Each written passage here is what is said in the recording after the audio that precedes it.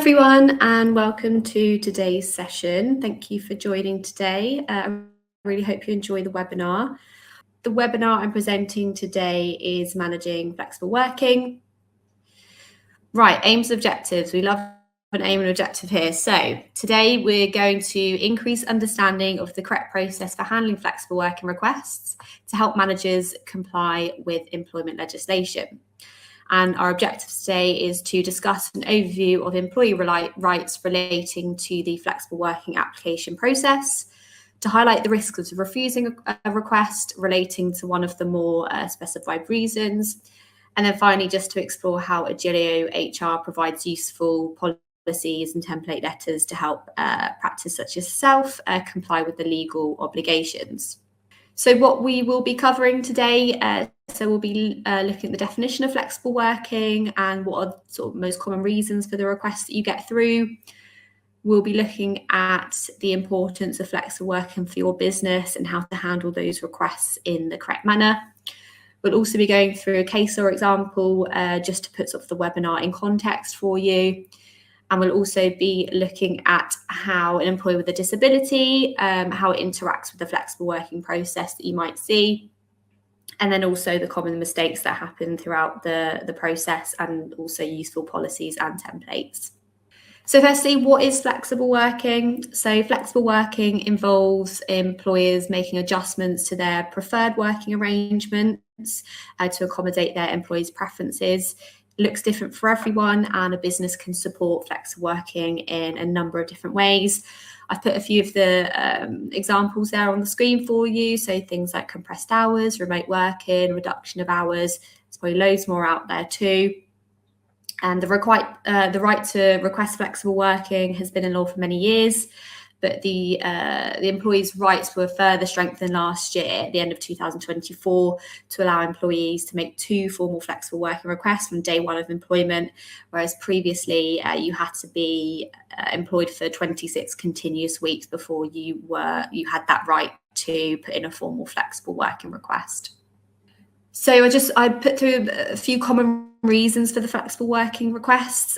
So we've got work-life balance, so things like managing personal commitments, childcare, school runs, reducing that commuting time to free up personal time. I think we can all agree dentistry is pretty unique. Working in dental practice is mostly women, and they remain the predominant childcare areas. So flexible working requests are very common to accommodate those childcare and responsibilities. For example, an employee might request to start earlier, finish earlier to manage those school runs, or work from home to reduce that commuting time. And those adjustments just help employees balance the personal responsibilities with their work commitments.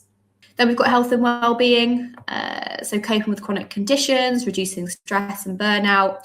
For instance, someone undergoing perhaps physiotherapy might need some time off during the day to attend appointments, or an employee experiencing burnout may request to temporarily reduce those hours to recover. Supporting an employee through that will significantly improve their well-being and your retention rates in your business. And also education and professional development, so attending courses or training alongside work. So some employees want to pursue further education or professional qualifications, so they may ask for compressed hours, for example, or remote work in order so they can attend evening classes or online courses. Supporting this can help develop skills that benefit both yourself as a business, but also the employee. And then finally, location flexibility. We all know how life changes can require flexibility. For example, an employee whose partner relocates for work may request to work remotely rather than having to resign completely. Or someone moving closer to family to support them might need some sort of hybrid arrangement. So these options definitely help to retain that talent and maintain that continuity in your business. So why is flexible working so important for your business? I think we can all agree that society has changed massively. Dual income households are common. People expect more autonomy over their time. Technology enables remote work in a way that's completely different to what we've seen before. And that rigid sort of 9 till 5 schedule does seem a bit outdated in some circumstances now. Not all, but it's definitely moving that way. and employees increasingly value flexibility and that work-life balance. And flexibility is often a top factor in job satisfaction, retention, and when they're searching for roles to move into. Then we've got dual care and responsibilities. So many employees are caring for both sort of children and aging parents simultaneously, and that dual responsibility does create significant time pressures, and it just makes flexible working essential for some people. Reduces that stress, avoiding burnout, and it helps, offering flexibility, it helps support staff through those life changes. It improves the loyalty that you'll have from those staff, and it reduces the absences that you'll see in your business. And then also we've got skills shortages. So healthcare and dentistry does face, workforce shortages at the minute. It makes attraction and retention pretty crucial. And flexible working definitely attracts that talent from experienced professionals who might otherwise leave due to rigid schedules that just don't fit with what they want anymore. Practices that do offer that flexibility stand out in a very competitive market and can reduce that reliance on what we all know is very costly temporary staff at the minute. And then finally, it's so important because it is your legal duty. So employees have a day one right to request flexible working. You must consult before refusing, and you must respond to them within a 2-month time frame. But beyond your compliance duty, embracing that flexibility demonstrates good practice and reduces the risk of disputes and reputational damage. So we'll move on to the specific process for submitting a flexible working request. So an employee needs to set out that it's a statutory request in writing and submit it to the relevant person according to your policy. They need to state the date the request is made, the change to the working conditions they're seeking, and also the date they'd like the change to take effect. They also need to state whether they've made previous applications for flexible working and the date of that application. And if a team member comes to you asking for a flexible working arrangement, signpost them to your relevant policy, ask that they follow the process, and this just ensures clarity for both parties on the process and the expectations for both of you. Now we're going to go through how to actually respond to that flexible working request, and you can see some bits there that have been circled in red. We'll come back to that in a minute. So the first thing you need to do is acknowledge and invite that employee to a meeting. So this allows you to demonstrate that you've thoroughly consulted with the employee about their request, which is now a statutory obligation. So you'll meet with the employee to go through the change, any implications of the change, how the business is looking at ways to try and accommodate that request. And this meeting can help make sure that all relevant information is understood before you make that final decision. It can also make clear whether a request that you receive may actually relate to a reasonable adjustment for an employee's disability. And we'll come back to that at a later slide, as you might actually be required to take into account your obligations under the Equality Act when considering the request. So if you are able to accept the request, then it's pretty straightforward. You confirm that in writing, so you can either use our variation letter that we have available and I comply, or if you create your own, that's absolutely fine. We can review that letter for you and just make sure, we can spot any changes that might be needed, or if you've missed anything. But obviously there are some cases where you're not able to accept that request in full. If that original request cannot be accepted in full, you should discuss if it may be possible to secure some of the benefits that the original request was looking for. For example, any potential modifications to the original request, any alternative flexible working options that may be available and suit both sides as well. It may be also helpful to discuss whether a trial period is appropriate to assess the suitability of an arrangement before you completely decline it. And if you are going to reject a request, you must be able to demonstrate that at least one of those 8 reasons are applicable. So you can see them on the screen there. You need to thoroughly evidence that the business has explored ways to accommodate that request before rejecting it. For example, if you use the reason an inability to recruit additional staff, you can't just say, oh, it's difficult to recruit at the moment, or, oh, we've asked the rest of the team and no one wants to take on additional hours to cover. That just isn't enough anymore. You need to evidence what steps you've taken to proactively try and accommodate that request. So in relation to that one, it would be, document your attempts to recruit. So adverts placed, agencies contacted, show evidence of market conditions through salary benchmarking, recruitment reports, and record those internal discussions that you have had with those internal team members about redistributing that work and why it just can't happen. And then another example would be if you were going to cite a detrimental impact on performance, provide data or examples to show how that change would affect your KPIs, your deadlines, your service levels, include feedback from managers or clients where relevant. And then finally, if you're citing insufficient work during proposed hours, show your workload analysis, your scheduling data to demonstrate the low demand during those times. And then once you've gone through all of that, you just need to confirm your decision in writing, including all the information you used to come to your decision. So the steps you took to investigate that request, alternative options you considered, the data you used to help make your decision. And you also should be offering the right to appeal that decision in writing. So you need to make sure you're giving the employee the information, such as who the appeal needs to go to, what the time limit is for the appeal. Whilst offering an appeal to that decision is not a statutory right when it comes to flexible working requests, it is definitely good practice, and we always encourage that. And it will definitely be a helpful step in demonstrating that you have followed a reasonable procedure. And then finally, just make sure you're keeping notes of all the meetings, discussions that you're having, even if it's a quick 5-10 minute catch up with someone. Just make sure you're noting down what was discussed, what you agreed, and that will just make sure that your audit trail going forward is really strong, and you can, refer back to it at any point to see sort of what process you have followed.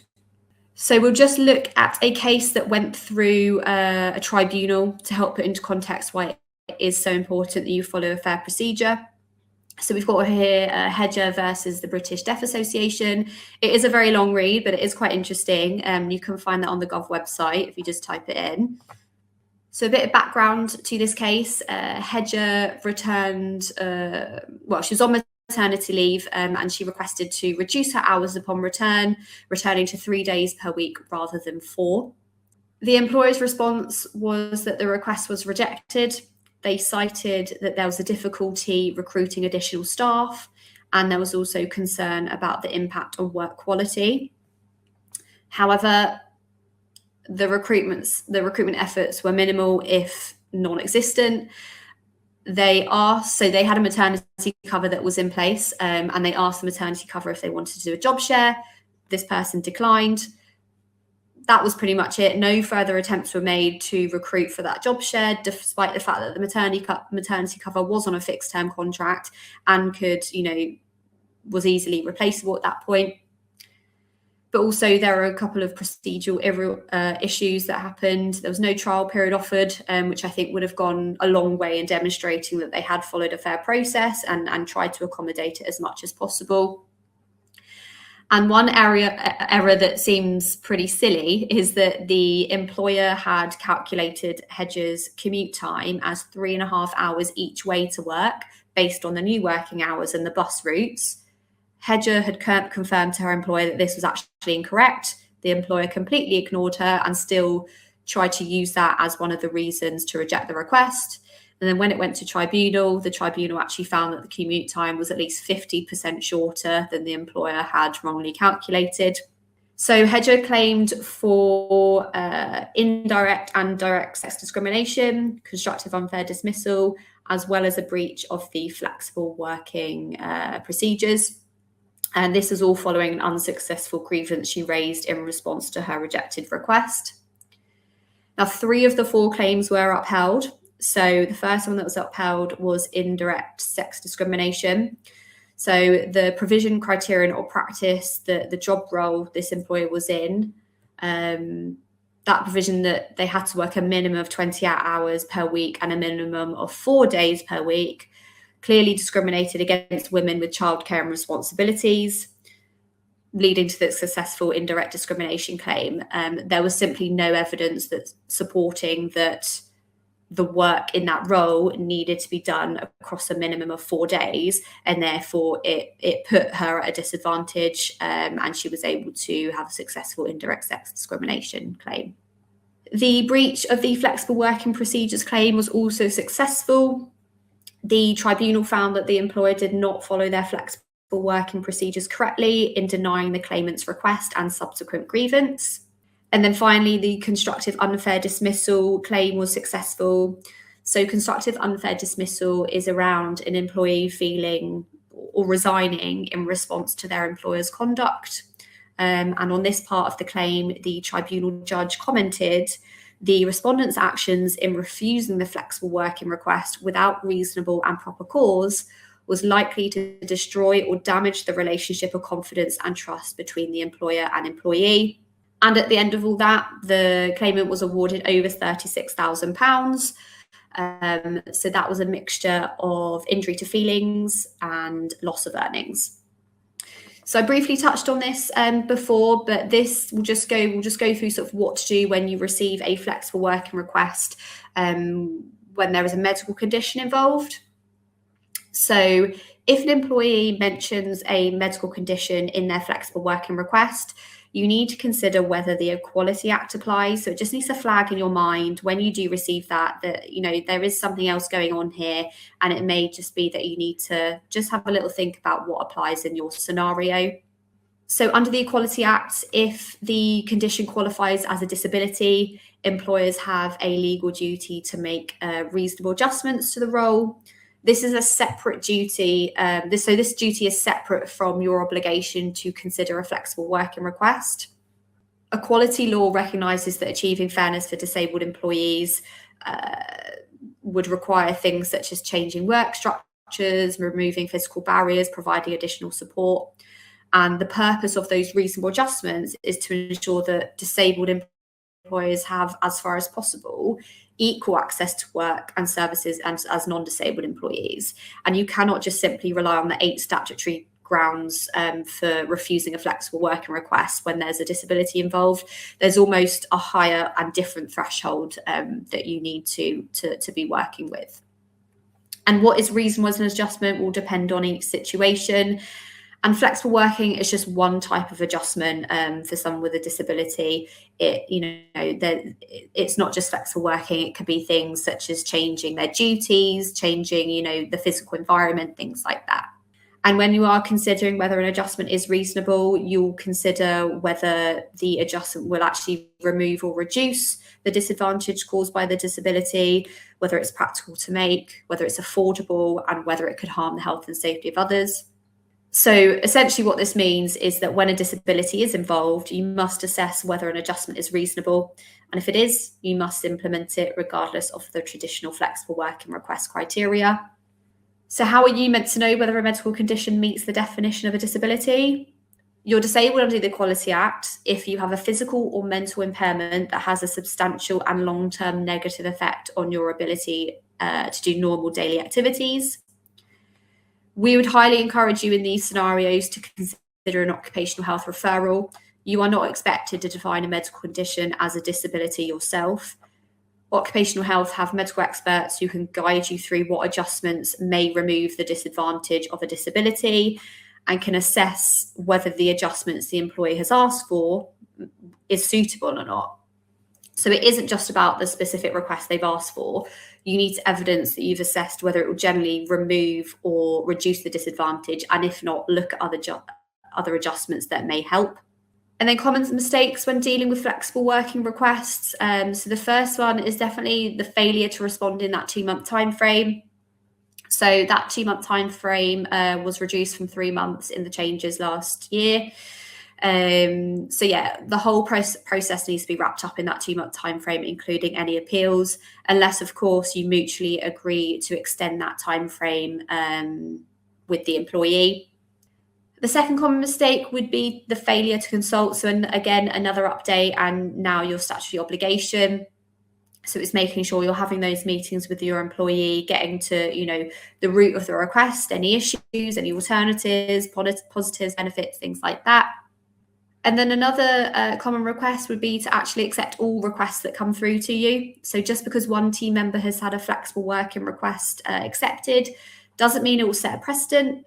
Yes, it may encourage others to submit a request, but you can reject a request if you have valid business reasons for doing so.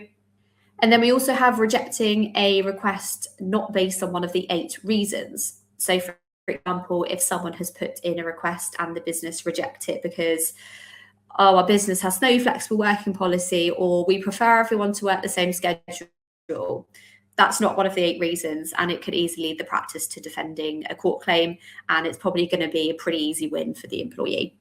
And then finally, one of the common mistakes will be failing to consider your legal obligations under the Equality Act if, as we just went through, you have the obligation to consider reasonable adjustments in relation to a disability. So how can you minimise the risk in the practice when there is a flexible working request? So the first thing to do is to consider where that risk is. So does the person have a protected characteristic? So are they disabled and asking for flexible working as a reasonable adjustment? Or are they a woman with childcare responsibilities who's asking for flexible working to accommodate her responsibilities? Ignoring those factors could easily lead to a claim for discrimination on the basis of disability discrimination or indirect sex discrimination. Or does the risk in this case come from a manager who's not actually experienced in dealing with flexible working processes and may actually miss something that's key? And as mentioned, if a team member comes to you asking for flexible working, signpost them to a relevant policy, ask that they follow that process. And as I said, this just ensures that clarity for both parties on the process and the expectations going forward.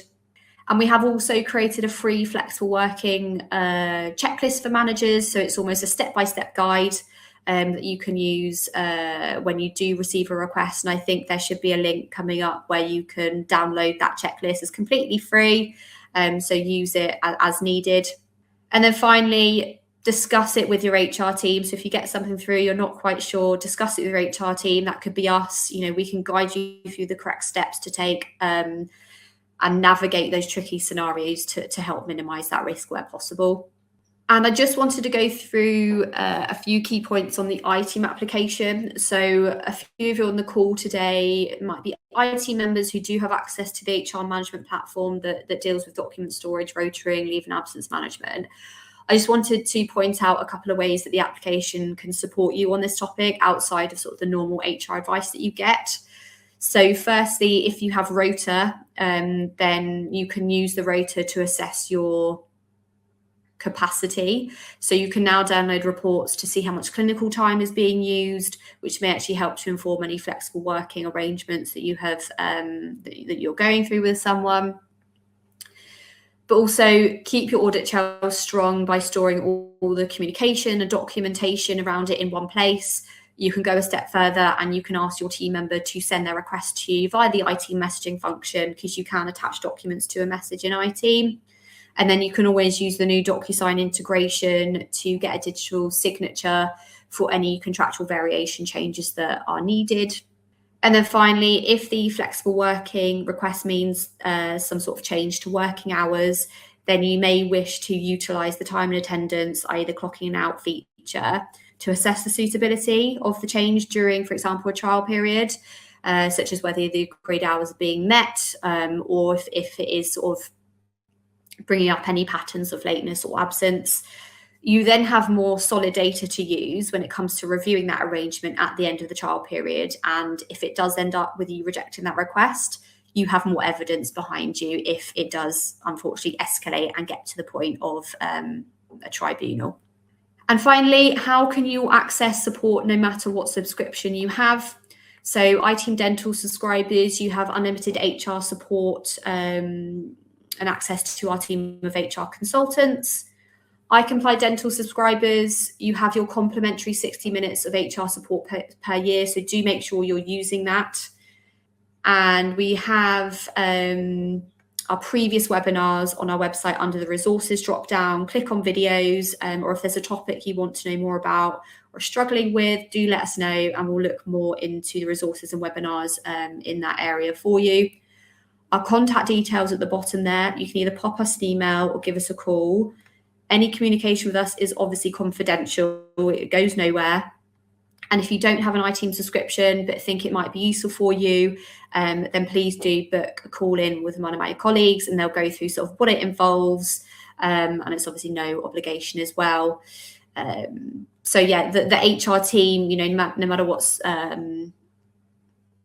sort of subscription you have, we can help with a wide range of topics, so disciplinaries, grievances, absence performance management, contract queries. If you're an IT member, remember that we can draft those contracts for you based on our suite of templates as well.